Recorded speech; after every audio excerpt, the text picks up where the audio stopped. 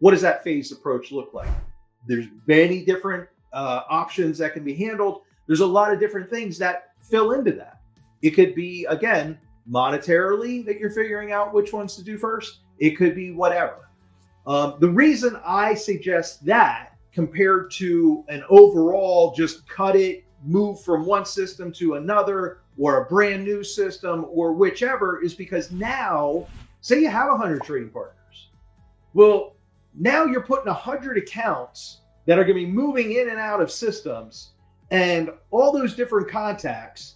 And you're going to need a lot of people and a lot of eyes to make sure everything's moving smoothly. Where typically, if you do the phased, well, now we're keeping hyper-focused on maybe 5 trading partners. And we know, because we can work out through most of the glitches, like, hey, because there's going to be something that comes up.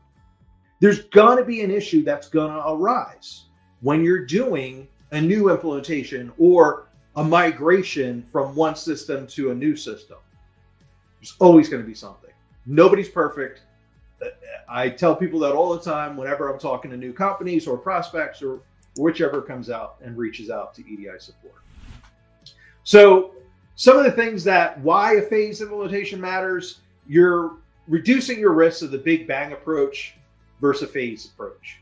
Your common pitfalls are there's going to be something that's missed. Maybe it's a ship date that's not being populated correctly onto a sales order. Oh, we forgot to look for that. Or the ship via, how is it shipping?